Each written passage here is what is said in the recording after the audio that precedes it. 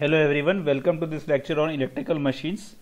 अब तक हमने पिच फैक्टर के बारे में, डिस्ट्रीब्यूशन फैक्टर के बारे में पढ़ा था और वाइंडिंग्स कैसे, कॉइल पिच क्या होता है और किस तरह से वाइंडिंग डिस्ट्रीब्यूटेड होती है या फिर कॉन्सेंट्रेटेड वाइंडिंग होती है। उसके बाद में हमने न्यूमेरिकल्स स्टार्ट कर दिए थे, तो अभी हम उसी न्यूमेरिकल्स को कंटिन्यू करेंगे। जो ईएमएफ जनरेटेड इक्वेशन हमने डिराइव की थी ना, E is equal to 2.22 KC KD 5F and Z, है ना। तो उसी के बेस पे हम न्यूमेरिकल्स कर रहे थे, तो अब उन्हीं न्यूमेरिकल्स को हम आगे कंटिन्यू करेंगे इस क्लास में, ठीक है। So let's start. एक मिनट रुको।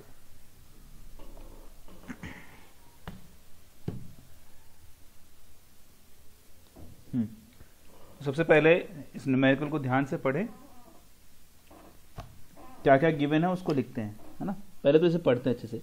क्या है इसमें दिया हुआ है, अ 3 फेज 50 हर्ट्ज दिया है, true pole star connected turbo alternator has 54 slots with 4 conductors per slot, ठीक है।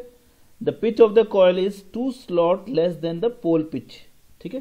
And if the machine gives 3300 volt between the lines कितनी वोल्टेज है, 3300 वोल्ट्स, ठीक है, on open circuit with sinusoidal flux distribution determine the useful flux per pole, ठीक है। तो जैसा कि मैंने ग्रीन में भी मार्क किया, लेकिन फिर भी एक बार हम लिखते हैं गिवन क्या दिया हुआ है यहाँ पे, है ना।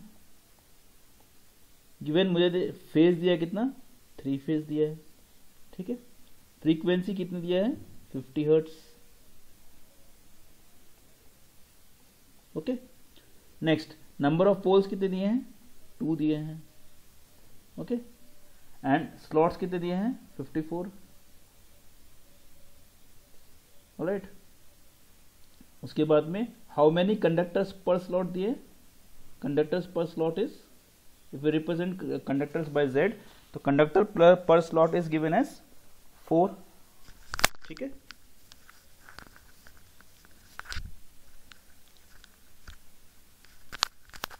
Conductor per slot is given as 4, ठीक है। और pitch of the coil is 2 slot less than pole pitch दिया है। पिच ऑफ द कॉइल is 2 slot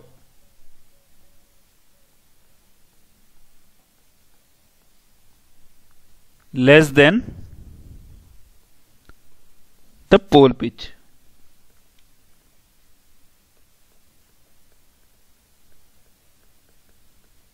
ऑलराइट। उसके बाद मुझे क्या दिया हुआ है,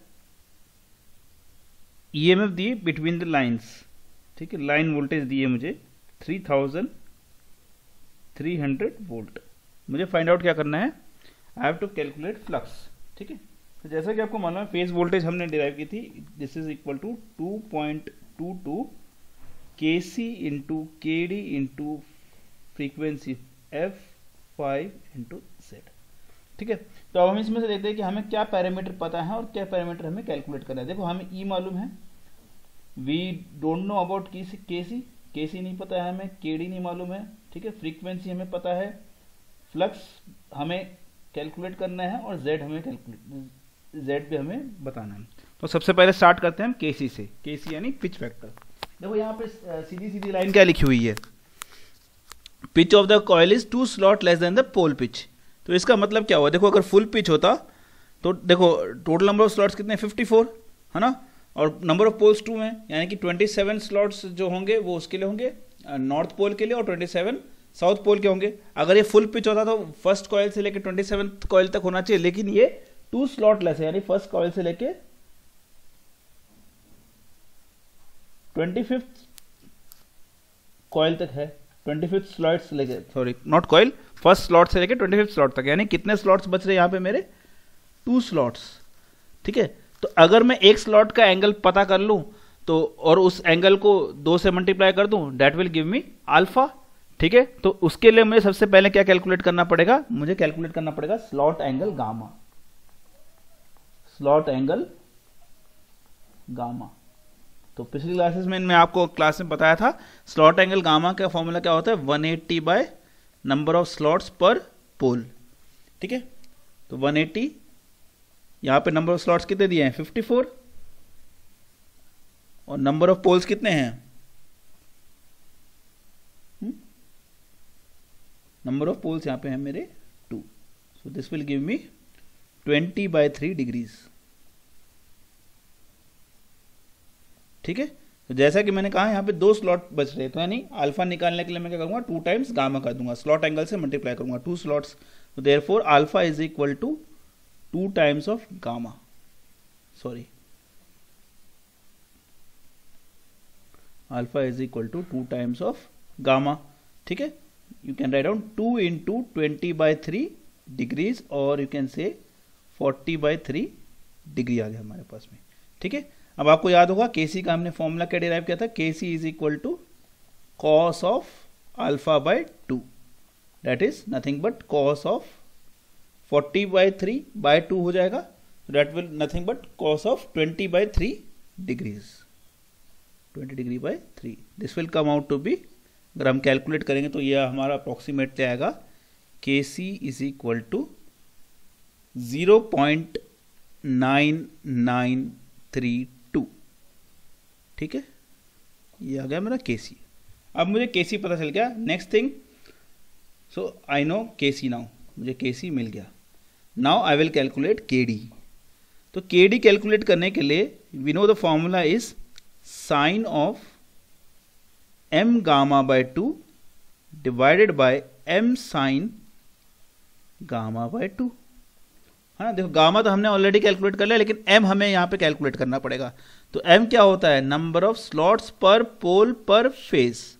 तो टोटल नंबर ऑफ स्लॉट्स कितने हैं मेरे पास में, 54, है ना, 54 पर पोल पर फेस। पोल कितना है, 2 है, फेस कितना है, 3, तो this will come out to be 9। तो इसको सब्स्टिट्यूट करोगे अभी, तो साइन ऑफ 9 इंटू 20 डिग्री, है ना, बाय 6 हो जाएगा, divided by m sine gamma by 2, यानी कि 9 ऑफ साइन 20 डिग्री बाय 6। ठीक है, this will come out to be 0.95547। ठीक है, देयरफॉर मुझे केडी भी मिल गया, केडी इज हाउ मच, 0.95547। तो now I got KD also. ठीक है, केडी भी मुझे मिल गया। अब फ्रीक्वेंसी तो मुझे पता ही है, कंडक्टर्स मुझे निकालना, लेकिन कंडक्टर्स पर स्लॉट मुझे दिया है। तो टोटल नंबर ऑफ, अगर एक स्लॉट में कंडक्टर दिए हैं 4, तो टोटल नंबर ऑफ स्लॉट्स यहाँ पे कितने हैं, 54। तो टोटल कंडक्टर्स कितना हुए, total conductors will be 54 into 4। और कंडक्टर्स पर पोल निकालने हो मुझे, पर फेज निकालने हो, कंडक्टर पर फेज, नॉट पर पोल, कंडक्टर पर फेज मुझे निकालना हो, तो इसको मैं क्या करूँगा, डिवाइड बाय 3 कर दूंगा, है ना। So this will come out to be 72। अब ये भी मेरे को मिल गया। बस अब क्या करना है, आप सिर्फ सब्स्टिट्यूट कर देना। लेकिन यहाँ पे लाइन वोल्टेज दिए, ध्यान दो, यहाँ पे लाइन वोल्टेज दिए मेरे को 3300, तो फेज वोल्टेज में कन्वर्ट करने के लिए विल डिवाइड बाय √3। ठीक है, तो 3300 divide by √3, this will be equal to 2.22 into KC की वैल्यू क्या निकाली थी हमने, 0.9932, है ना। केडी की वैल्यू आई थी मेरी 0.95547। ठीक है, इंटू 50, ठीक है, इंटू 5 इंटू 72। तो यहाँ से हम जब कैलकुलेट करेंगे तो मेरा 5 अप्रोक्सीमेटली आएगा 0.2512 वेबर। ठीक है, तो ये क्वेश्चन आपका सॉल्व होगा। ये क्वेश्चन कई बार बीटीयू में 2 बार, आरटीयू में 2 बार आ चुका है फॉर 10 मार्क्स। ठीक है, तो अगला क्वेश्चन करते हैं अभी। चलो, नेक्स्ट क्वेश्चन क्या कह रहा है, अ 4 पोल 3 phase 50 hertz star connected alternator है 60 स्लॉट्स।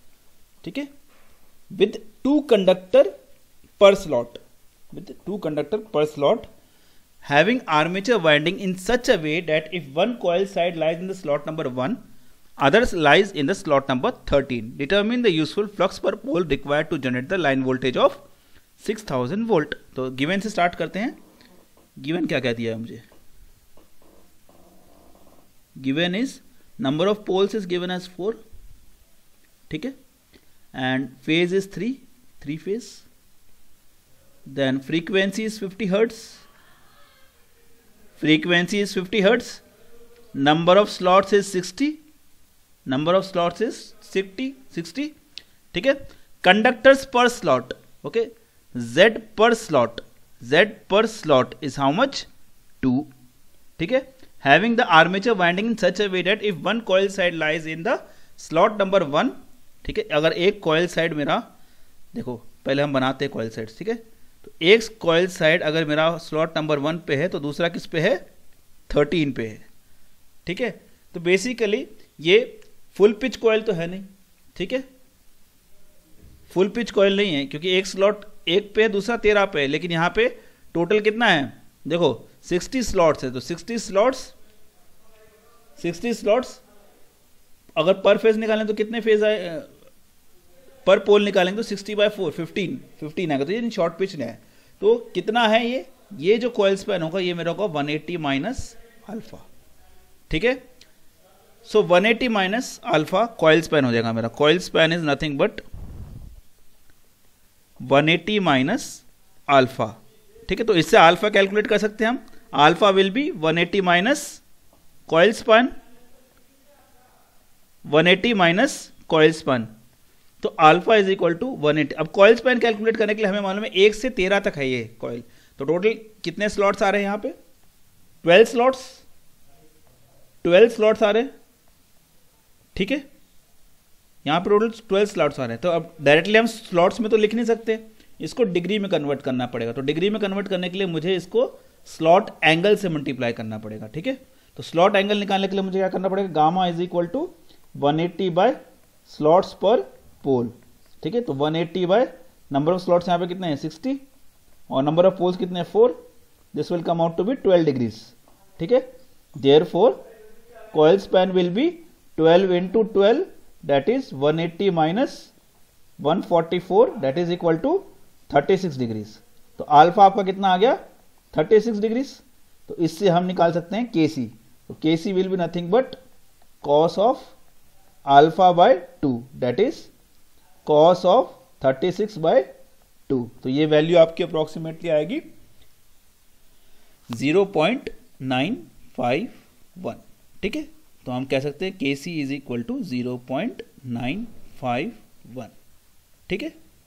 नाउ हम Kd कैलकुलेट करते हैं, Kd कैसे कैलकुलेट करते हैं हम लोग, Kd is equal to again अभी भी मैंने बताया था आपको फॉर्मूला क्या है, sine of m gamma by 2 divided by m sine gamma by 2, ठीक है, तो देखो यहाँ पे गामा तो मैंने ऑलरेडी निकाल दिया 12 डिग्रीज है ना, यहाँ पे निकाला था हमने गामा 12 डिग्रीज, अब मुझे क्या निकालना है m निकालना है, m is nothing but slots per pole पर फेज, तो स्लॉट्स पर पोल पर फेज कितना हो जाएगा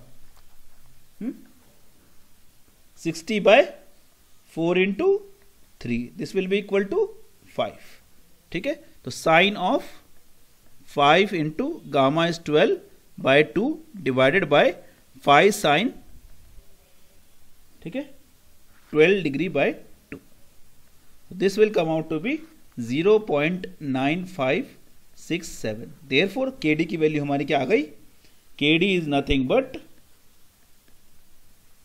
हाउ मच 0.9567, तो हम मुझे Kd भी मिल गया, ठीक है।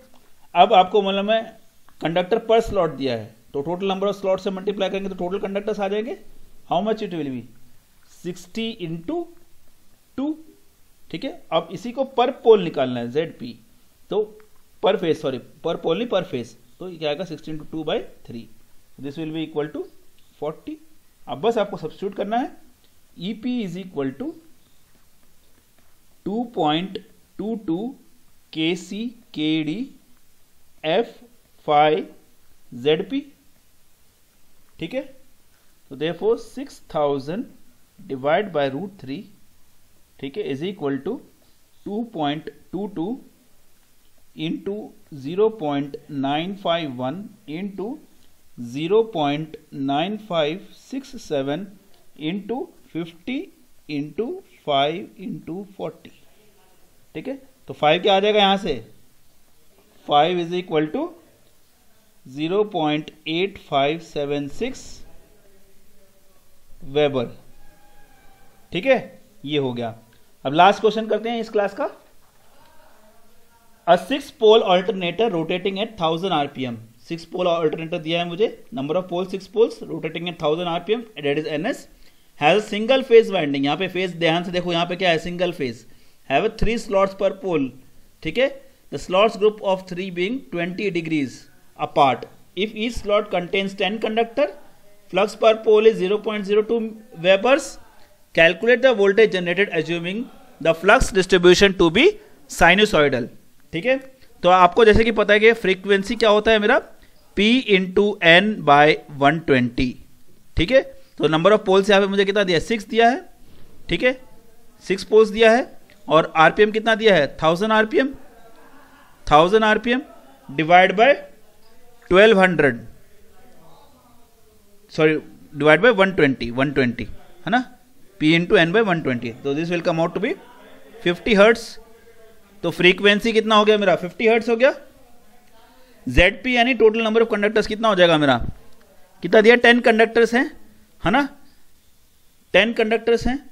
अब आपको पता है देखो यहाँ पे क्या दिया हुआ है, स्लॉट्स पर पोल, यानी M की वैल्यू दी हुई है, स्लॉट पर पोल पर फेज इज 3, है ना। तो slots per pole is equal to 3, क्योंकि फेज तो 1 ही है ना, तो वो आएगा। तो slots, total number of poles कितने दिए हैं, 6 पोल, तो स्लॉट्स कितने आ जाएंगे total, 6 into 3, this is equal to 18। अब 10 कंडक्टर्स पर स्लॉट है, मतलब इफ ईच स्लॉट में, हर एक स्लॉट में 10 कंडक्टर है, तो टोटल कंडक्टर कितने हो जाएंगे, 18 इंटू 10, ठीक है। हर एक स्लॉट में 10 कंडक्टर है, तो 18 स्लॉट में कितने कंडक्टर होंगे, 180, है ना, तो 180 कंडक्टर्स, ठीक है। एंड ऑल्सो यू नो यहाँ पे ऑलरेडी दिया हुआ है M इक्वल टू 3, गामा भी दिया हुआ है आपको 20 डिग्रीज, है ना, गामा 20 डिग्रीज दिया हुआ है। बस अब क्या करना है आपको, इससे KD निकाल लो। देखो क्योंकि इस क्वेश्चन में मेंशन नहीं किया, तो KC को हम इसमें 1 ही लेंगे, ठीक है। तो मान के चलेंगे कि ये फुल पिच कॉइल है, M gamma by 2 divided by M sine gamma by 2, substitute कर दो values, sine of 3 into 20 degree by 3 divided by 3 sin 20 degree by 2, तो this will come out to be 0.9598, ठीक है ना। अब इसको इक्वेशन में सब्स्टिट्यूट कर दो, आपको आंसर मिल जाएगा, simple. EP is equal to 2.22 KC KD F5 ZP, ठीक है। सो ये आ जाएगा 2.22 into 1 into 0.9598 into 50 into 10⁻² into 2 into 180, ठीक है। यहां से अगर आप कैलकुलेट करोगे तो आपका EP आएगा around, EP will be equal to 383.5 volts, ठीक है ना। बहुत ही सिंपल क्वेश्चन है, ठीक है। तो इस लेक्चर के लिए इतना ही। अगले लेक्चर में हम ये देखेंगे कि डबल लेयर वाइंडिंग और सिंगल लेयर वाइंडिंग क्या क्या होंगी, ठीक है, और फिर उसके बेस पे हम न्यूमेरिकल्स करेंगे। Thank you very much.